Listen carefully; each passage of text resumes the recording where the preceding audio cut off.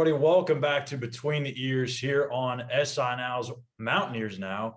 And I'm joined with Zach Campbell, who is a contributor to the site here.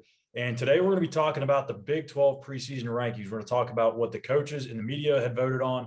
And we're also going to dive into my preseason rankings, which I know is probably all out of whack. I'm going to be totally wrong. I'm sure you're going to have your opinion on it as well. So, Zach, welcome aboard. Welcome back to the show. It's been a while since we've done the show together. So just first of all, glad to have you back on.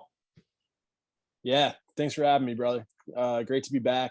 And can't wait to dive into this because just looking at the conference, I mean, we're in I don't know what kind of year we're in store for, but it's not going to be a typical Big 12 season. So excited to dive into it.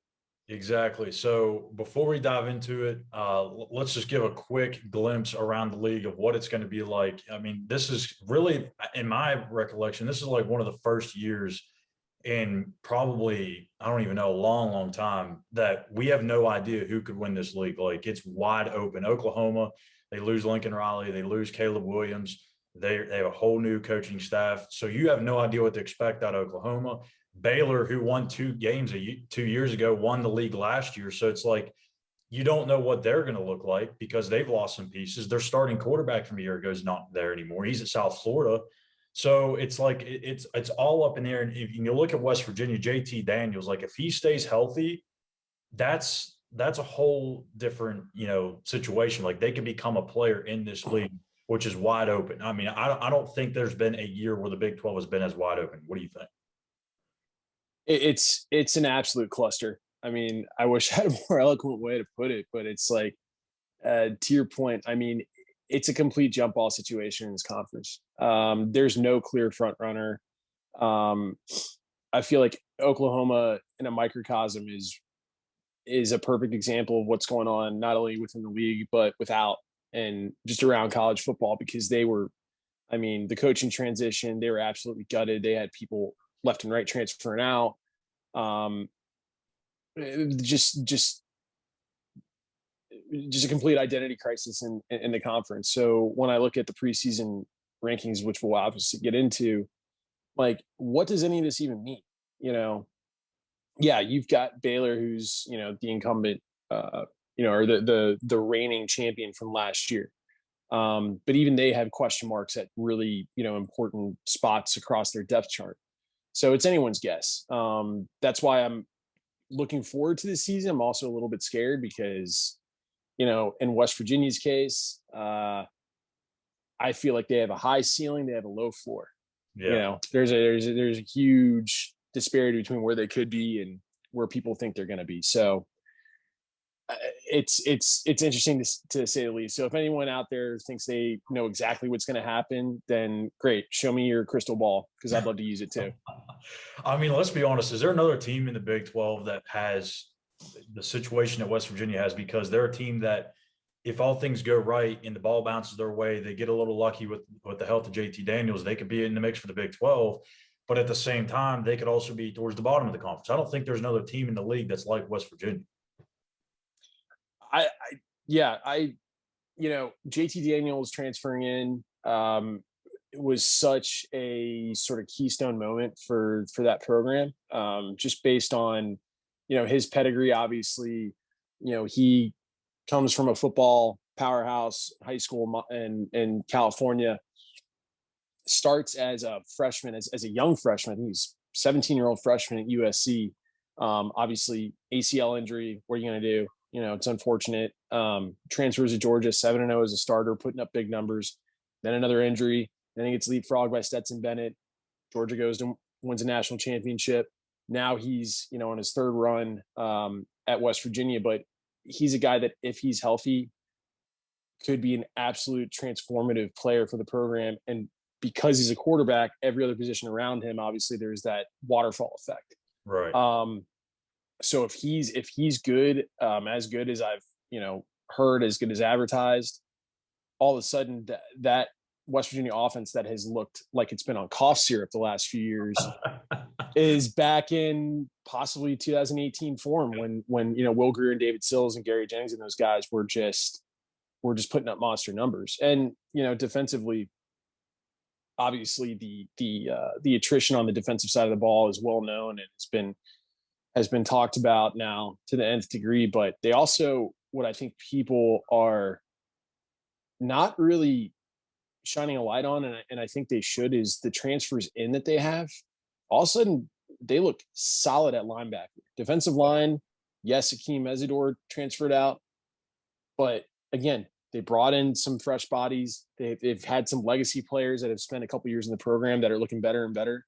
I think West Virginia, at least in the front 2/3 of that defense, linebacker and defensive line, could be really, really good. Especially, I keep hearing all this noise about Lee Koba and how he's just an absolute machine and is one of the better linebacker prospects that West Virginia's had in a long time. I'm excited to see what he can do.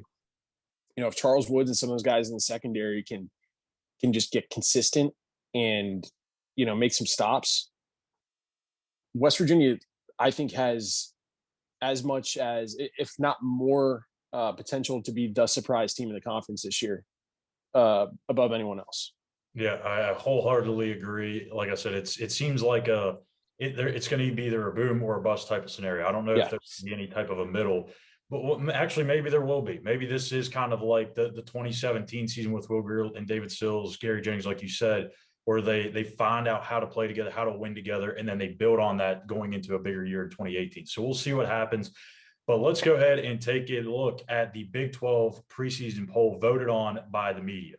All right, so here is the Big 12 preseason poll voted on by the media. And when I look at this thing, Zach, there's not too much that really jumps out at me. I mean, you look at Baylor, they won the league last year, so it makes sense that they're at the top. Oklahoma, even though they're seeing a coaching change, a new quarterback, you still expect them to be at the top of the league, right? I mean, they're going to have arguably the most talent in the league. It's just a matter of how well that talent plays under the new coaching staff. Oklahoma State seems like they're always up there with Mike Gundy. Texas, this might be the one where I'm a little even at number 4. Again, they have so much talent, but I just can't get on the Texas bandwagon just yet. Even though you got Quinn Ewers, Steve Sarkisian might get that team that program going again. Who knows? You got Kansas State at 5, Iowa State 6, TCU 7, West Virginia 8, 9, Texas Tech, and 10, Kansas. I think after speaking with a few people around the league, I think the consensus is Texas Tech 9, Kansas 10, and then really between 6, 7, 8, it's so interchangeable between Iowa State, TCU, West Virginia. Is there anything from your perspective that just jumps out to you as a team that's maybe too high or too low?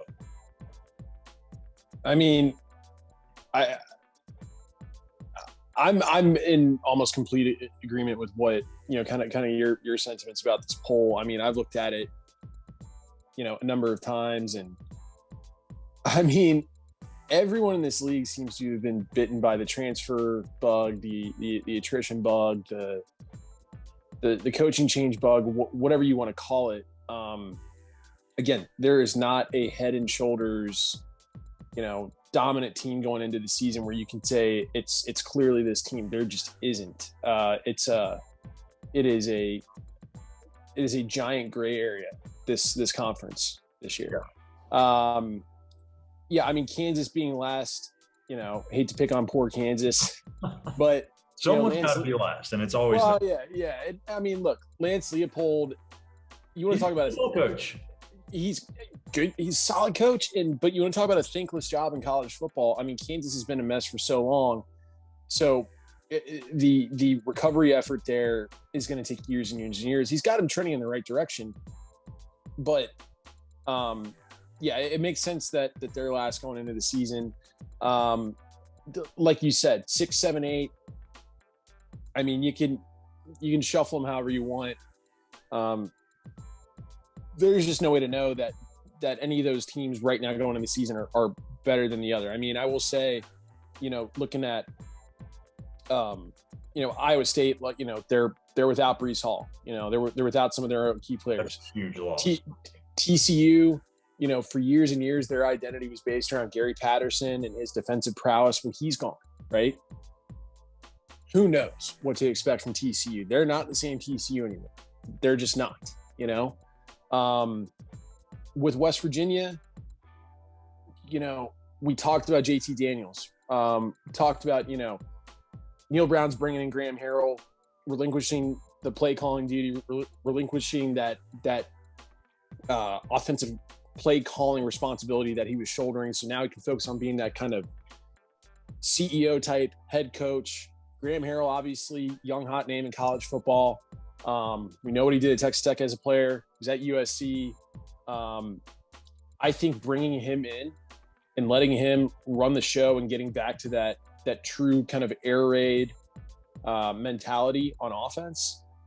JT Daniels, and of course, you've got some veteran receivers, Sam James and Bryce Ford-Wheaton. Caden Prather, I think, has the ability to be the next big-time playmaker in the Big 12 at the receiver position. That kid is good, and he's just getting started. They could have something going in Morgantown this year. But again, you just don't know. And then if you know, going back up to sort of the top of the heap there, Texas is back. Of course they are. They're back every year. But they've been back since 2012, 13. Yeah, and it's like, okay, you know what? A running joke at this point in the whole country. It is. It's maybe one of the best punchlines in college sports, and deservedly so, because you hear it every year. They go 5-7 last year. Defensively, couldn't stop anybody. They only bring back 4 starters on. They lost to Kansas. Lost to Kansas. And they've done so twice in the last however many years. No other team. Since West Virginia's been in the league. Yeah, that's probably the biggest distinction that they have in the last several years of college football, is that they've now twice dropped a game to Kansas. And they only bring back 4 starters on defense. Everyone's maligning West Virginia for, defensively they don't bring anybody back. Well, neither is Texas. Yeah. You know, the only difference is the brand recognition. Yeah, Quinn Ewers, tons of hype, tons of ability. But we've seen this could be great. With the quarterback. We absolutely have. Talent has never been Texas' problem. Talent's never been their problem. Consistently recruiting the top 10 of college football, bringing all the talent in the world. They have all the money in the world. Still, the pieces don't come together. So until they prove otherwise, Texas has 4.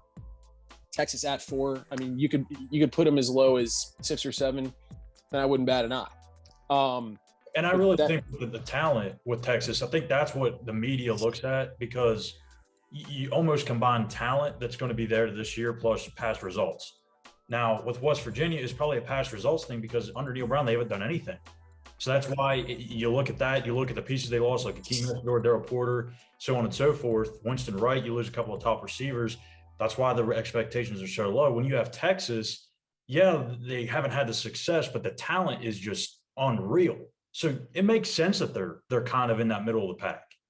Sure, it does, but again, you know, Texas gets a nod over West Virginia because of the brand recognition, because they're Texas, and because I think more than anyone wants to admit, in the national media landscape, people want Texas to be ascendant again, because they think in some way, shape, or form it's good for college football. Yeah. And the conference needs one of their blue bloods to step up, right? Just to kind of keep the conference in the spotlight and be relevant. I get it. But again, it's the same thing year in and year out until they prove me otherwise. I could see them being lower in this preseason poll, and I wouldn't have a problem with it. But they are where they are. So pretty much my other biggest takeaway, you know, it would almost have to be, let me just take one more glance at this. I mean, I will say something about West Virginia here in a second, but we're going to hold on to that until we get to my preseason rankings, because you'll see where I have them. But to me, it's Baylor winning the league. Now, I understand it. They just won the league. They deserve that recognition. But you see it so often where teams get to the top of the mountain, and you know, the next year they're not used to having that target on their back. They're not used to being the hunted. And I think we're going to see how Baylor responds to that, because they're going to have a new quarterback, Blake Shapen, who took over a little bit towards the end of last season for Gary Bohannon. But now that teams have tape on him and he's the full-time starter, that's a whole different dynamic that they're going to have to deal with. Again, being the team that everyone's looking to go beat versus being a team that's kind of under the radar and trying to make their way to the top. So to me, I would still have Oklahoma there at the top. I know I get all the departures, but that's just me. So now that we've talked about the Big 12 media and what they think is going to happen, we're going to see what I think. Like anybody really cares. But this is what I look at. I have 10 out of Kansas, 9 Texas Tech. Like I said, that's the thing I've been hearing pretty much from just about everybody around the league. 6, 7, 8. Again, we talked about it. It's interchangeable. Sure.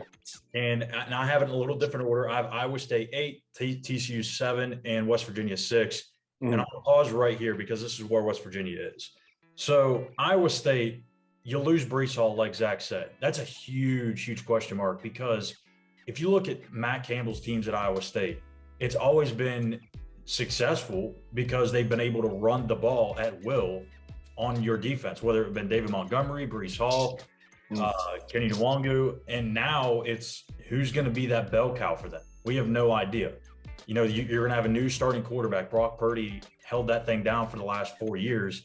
Hunter Decker steps in. He's a big left-handed kid, but you don't know, is he going to be half of what Brock Purdy was?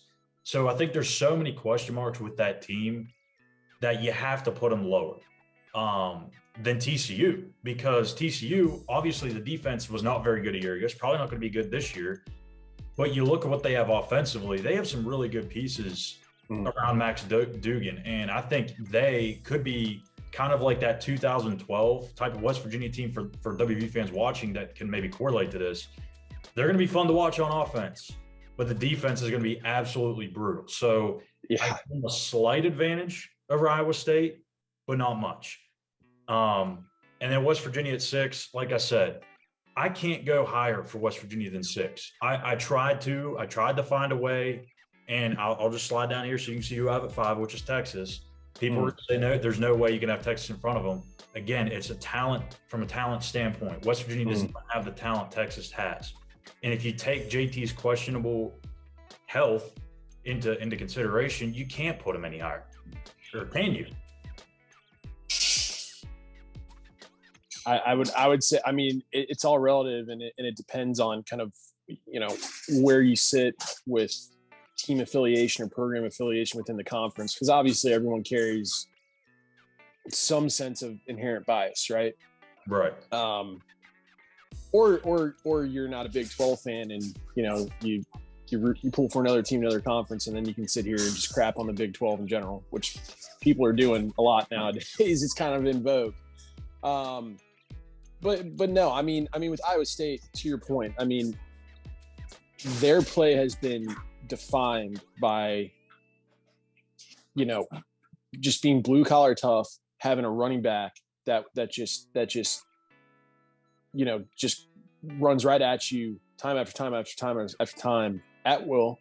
Brock Purdy was a tough kid, great player, but Brock Purdy's gone. They don't have a linchpin at running back. So what has defined their program for the last several seasons, they don't have any. That is a giant question mark to me. And not denigrating Matt Campbell, he's a heck of a coach, but it's pretty trepidate. I mean, it's you got to feel a lot of trepidation if you're an Iowa State fan, because all of a sudden it's like, who are we, right? Same thing to your point. TCU offensively, who knows? Could be really good. But you're you know, you alluded to the 2012 West Virginia team. I think that's really fair because offensively, at times, incredible to watch. Big numbers, big plays. But, oh, my God, you need to spray that defense with holy water because that was just tough to watch. And they gave up 7 yards of play, I believe. I mean, that is just horrendous. I mean, that's forcing your offense to basically score 70 a game just to have a shot at winning. Yeah. That's not sustainable. So, you know, TCU could be exciting, but they could be looking at, you know, a 500, maybe just above 500 type season, because you can't score 70 a game every game. Not in Power 5 football. Unless you're LSU from a couple years ago, then maybe, possibly. but no, West Virginia, I think you're spot on. I mean, I think, you know, you try and look for a way, reason a way around, you know, putting them higher. But like, again, the potential ceiling very high. If JT Daniels is healthy and he's on his game, and the receivers are in sync, and Tony Mathis there at running back now. You know, I wanted to mention Lynn J. Dixon, but he was, you know, in and out of the program so quickly.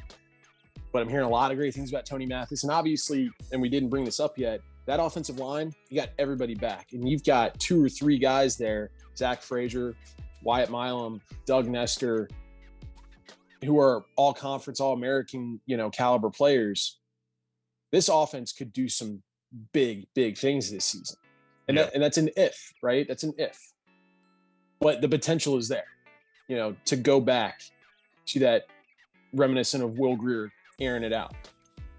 And defensively, I mean, 100% agree with it, because, I mean, you look at the offense, there's a ton of pieces coming back. Some of it may be a little inexperienced, like Caden Prather, Tony Mathis, but they're guys that have shown flashes of what they can do. Absolutely. You know, talent. You've seen them, and, you know, I know their high school film's a little bit different, but you've seen the talent there. It's just giving them the opportunity to now take over their position. So it seems like the talent is there. Again, you just can't put them any higher than 6, in my opinion, just because of the unknowns of JT Daniels' health, the unknowns of Tony Mathis taking over as the lead running back, the unknown if Caden Prather is going to be the guy or step up into that number 2 receiver role, the defense. Are you going to be able to replace Akeem Messidor, Darrell Porter, Nick Troy Fortune, those kind of guys? So there's so many unknowns about this team that you just can't put them any higher than 6, but the talent is good enough to put them there at 6, I think. So we're running out of time. Me and Zach could sit here and talk for about 4 more hours, I'm sure. But we don't want to bore you to death, and we're also running out of time, so we got to get this moving along a little bit. So the top half of the conference, obviously, we have Texas at 5, Kansas State at 4, Baylor 3. I know, Baylor at 3, Oklahoma State 2, Oklahoma 1. I'm going to quickly run through this. Kansas State, I think, has a chance to sneak into the Big 12 title game. Chris Kleiman's a really good football coach. Adrian Martinez, the Nebraska transfer quarterback, he really regressed every single year since he's been at Nebraska. But I think this style of offense, this system, having a guy like Deuce Vaughn at running back is going to help him tremendously. You're going to see him have a really good season. And that may be the best defense in the Big 12 at Kansas State. Oklahoma State, again, I think that they're going to be in the conversation just because Mike Gundy is that good. And you have Sanders, the most consistent quarterback in the league, the most successful quarterback in the league. I give them a slight edge over the reigning Big 12 champs Baylor. And I've already confessed not my love, but my admiration for Oklahoma heading into this season. I think Dylan Gabriel is going to be a really good addition for them. And honestly, this might be a bit of a hot take, but I think he's going to give them a better chance to win than Caleb Williams, just because I think he takes really good care of the football. He's just as good of a dual threat quarterback. And I don't know. We'll see. Brent Venables, much more defensive minded as well. So they're going to have a chance. Zach, before we get out of here, give me your 2 teams to make the Big 12 championship. I think, yeah, it's like, all right, what is the Big 12? No, I think Oklahoma out of the gate, just because Brent Venables is arguably the preeminent defensive mind in college football, comes in and gives Oklahoma that identity. Dylan Gabriel's a great addition, and Oklahoma's, despite all the transfers, Oklahoma still is so talent rich. So I would say Oklahoma, and then I would say toss up between Texas, Oklahoma State, or West Virginia. I wish I had a definitive pick for either of those 3, but because the conference is going through such an identity crisis right now, you kind of have to keep the gate open. But it's Oklahoma, and any one of those 3, in my mind, have a shot to get there. I think West Virginia is a spoiler.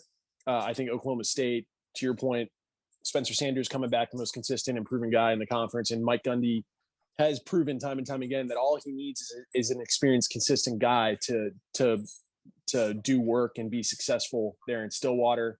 And then obviously Texas, because hey, Texas could be back. So let's give them a fighting chance. Yeah, I agree. I think, to me, I'm going to stick to my guns here.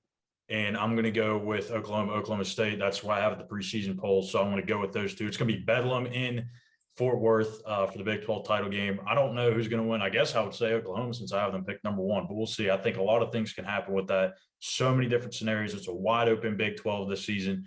And who knows? Maybe West Virginia gets out to a hot start. They get a little bit of momentum, some confidence build up. Maybe they're a player in the Big 12 in 2022. We're not sure. But Zach, I want to thank you once again for coming on the show. We're going to have you back multiple times throughout the season, maybe even leading up to it as well. It's been a blast, my dude. Always good getting to see you. Absolutely, man. And but yeah, so that's it for episode 3 of Between the Ears, Big 12 preseason rankings, along with mine.